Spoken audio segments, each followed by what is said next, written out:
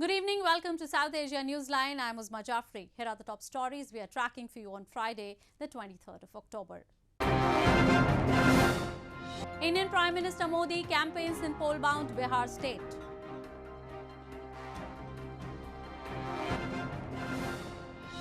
Taliban ramp up attacks in Afghanistan, span over 20 provinces. And Sri Lankan Parliament approves Constitution Amendment to strengthen presidential power.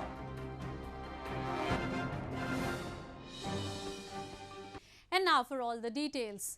Indian Prime Minister Narendra Modi on Friday held 3 election rallies in poll-bound eastern Bihar state to campaign for his Bharatiya Janata Party and its allies, drawing thousands of cheering supporters amid coronavirus outbreak. Elections in Bihar will start next week and will be held over 3 phases.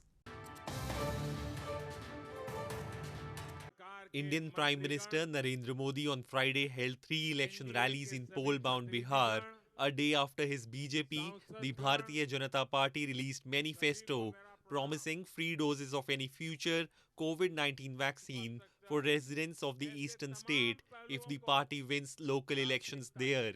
The Prime Minister highlighted an inventory of his government schemes and how they have helped Bihar while slamming the opposition parties for delaying development during their rule. The BJP currently rules Bihar with an ally, but is facing a united opposition. In total, Prime Minister Modi is scheduled to address 12 rallies in the state in the coming days. Bihar ने अब सुधार की राह में रफ्तार पकड़ ली है. इसे धीमा नहीं होने दिया जाएगा. अब हमारा फोकस इस पूरे क्षेत्र के इंफ्रास्ट्रक्चर को आधुनिक बनाने और तेज करने पर है. Meanwhile, opposition Congress party leader Rahul Gandhi and Bihar's regional Rashtriya Janata Dal leader Tejashwi Yadav also held rallies across Bihar on Friday. Voting for 243 assembly seats in Bihar will be held in 3 phases on October 28, November 3 and November 7, and results are expected on November 10. India has reached a significant milestone in its fight against COVID-19 as the active caseload of the country has fallen below 700,000 for the first time in nearly 2 months. Meanwhile, authorities have said the Russian COVID-19 vaccine Sputnik will be tested in India on 100 volunteers before proceeding for a larger trial. Active coronavirus caseload of India has fallen below 700,000 for the first time after nearly 63 days, while the total recoveries have crossed 6.95 million, India's health ministry said on Friday. India's coronavirus infections reached a total of 7.76 million on Friday, with 54,366 new cases being reported in the last 24 hours. Deaths in the country have been relatively low, with 117,306 mortalities so far.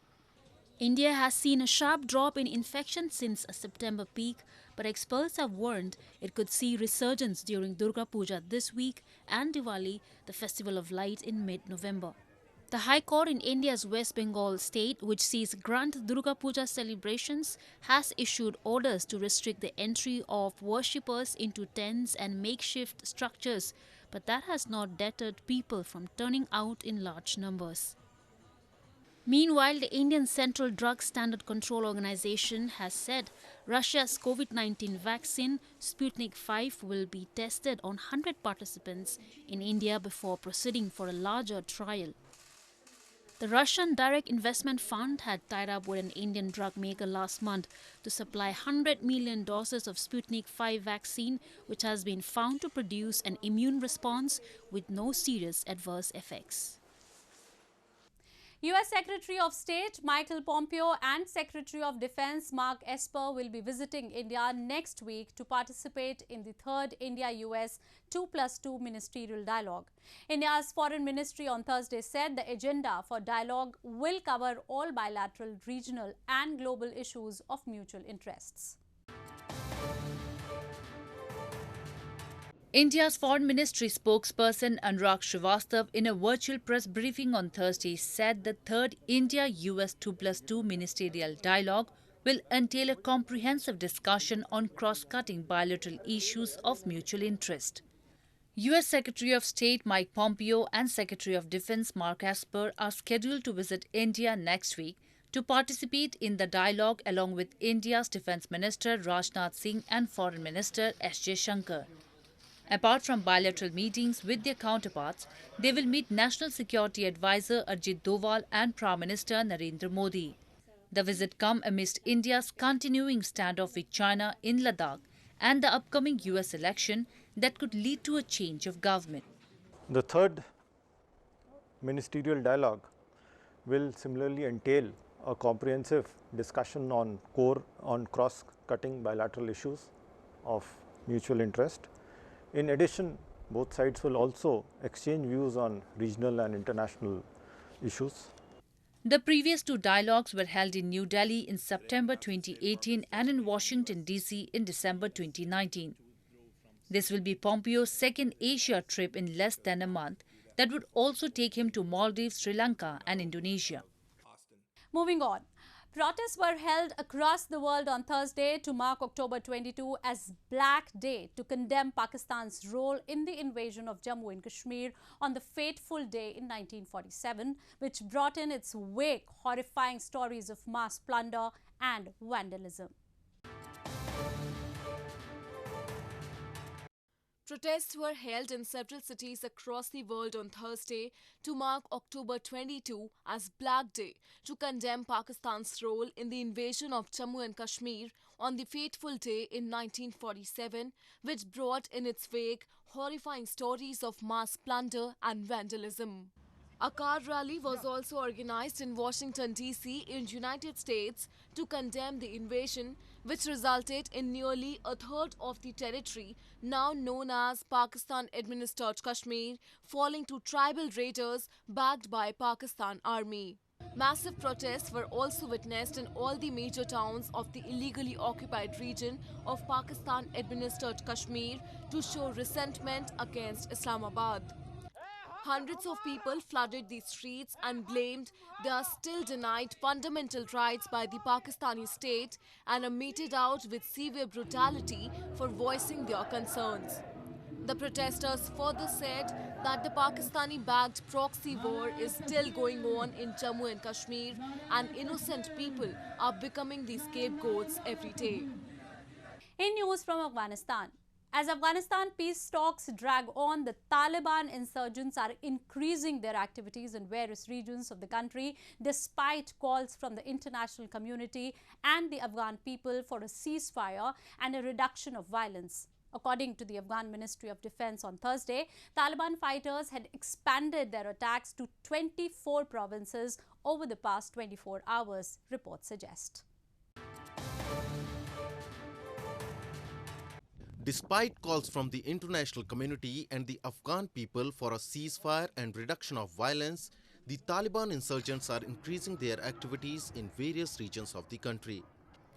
The Afghan Ministry of Defense on Thursday said that Taliban fighters had expanded their attacks to 24 provinces over the past 24 hours. Fawad Aman, a deputy spokesman for the Ministry of Defense, said massive casualties were sustained by the Taliban as a result of the counterattacks by the Afghan security and defense forces. In Afghanistan's southern Helmand province, one of the volatile regions, the recent fighting has left thousands of people homeless. 3 weeks have passed since the Taliban launched a major offensive on the provincial capital Lashkargah city. The surge in violence in Afghanistan comes as the peace negotiations between the Afghan government and the Taliban is currently underway in Doha. The two sides are struggling to finalize the procedural rules intended for the agenda of the formal talks. In news from Sri Lanka. Sri Lankan Parliament has passed the controversial 20th Amendment to the Constitution with a two-thirds majority that envisages expansive powers and greater immunity for the executive president. The controversial 20th Amendment to Sri Lanka's constitution that envisages expansive powers and greater immunity for the executive president was passed in Parliament with a two-thirds majority on Thursday.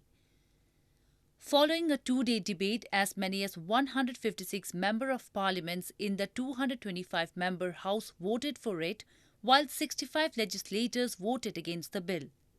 The 20th Amendment rolls back Sri Lanka's 19th Amendment, the legislation that was passed in 2015 that sought to clip presidential powers while strengthening Parliament. The new legislation in turn reduces the Prime Minister's role to a ceremonial one. President Gotabaya Rajapaksa will be appointing authority of the elections, public service, police, human rights and bribery or corruption investigation commissions. The amendment was passed with several changes because the Supreme Court earlier determined certain clauses in the original proposals were against people's sovereignty and they needed approval in a public referendum to become law. This comes at a time when the island nation is facing a new wave of COVID-19, with the number of cases rapidly increasing.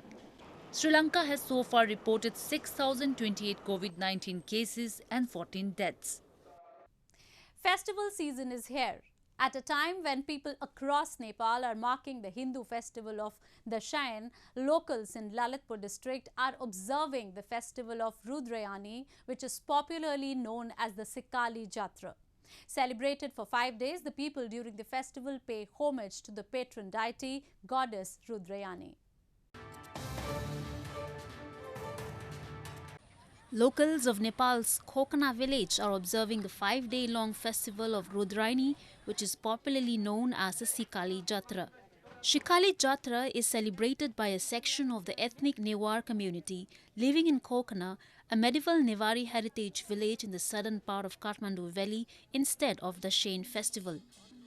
The festival starts with goddess Rudrayani carried in a wooden chariot throughout village and rested in front of temple along with various religious copper vessels. During the festival, the people pay their homage to the patron deity, the goddess Rudrayani, who is commonly known as Maheshwari. She is believed to be the strength of Lord Mahesh or Shiva. She is also a form of goddess Parvati and is known by many names. Several tantric rituals along with masked dancers garbed in colorful attires during the festival represents 14 gods and goddesses of the Hindu pantheon. नाचको चाहिँ अभ्यास चाहिँ दुई थरी हुन्छ एउटा अभ्यास चाहिँ दैत्यलाई चाहिँ खोजेर दैत्यलाई चाहिँ संग्राम गर्ने एउटा अभ्यास चाहिँ स्वस्थानीको छ अब स्वस्थानीको चाहिँ लीलामा अब महादेव पार्वती हैन अब चाहिँ कुमार गणेश सबै आफ्नो ठाउँमा बसेर ल सुमेरु पर्व चाहिँ जान सक्ने चाहिँ It is believed that goddess protects the town from misfortunes and prevents calamities. Also, it is regarded as occasion for the farmers to rejoice in post-harvest season. Music has over the years acted as an effective way to create awareness. A local singing group in India's Jammu and Kashmir organized a free musical concert this week to educate the youth about the ill effects of drugs and inspire them to take up activities which will have constructive and positive impact on their lives.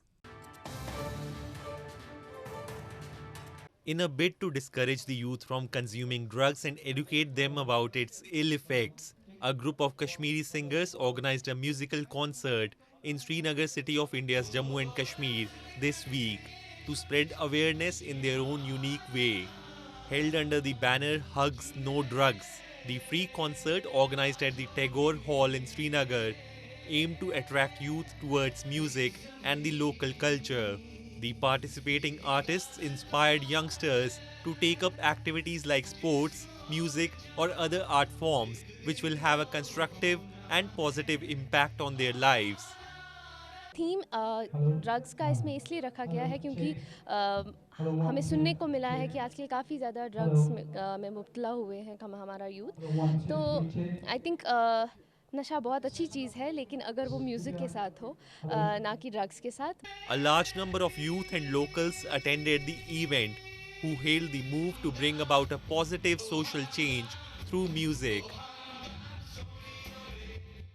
Well, that's all we have for you from South Asia this evening. Now our viewers can watch the show on southasianewsline.com. You can also visit us on facebook.com/SAsiaNewsline and follow us on Twitter @SAsiaNewsline. That's all in tonight's edition. We will see you same time next week. Have a great weekend.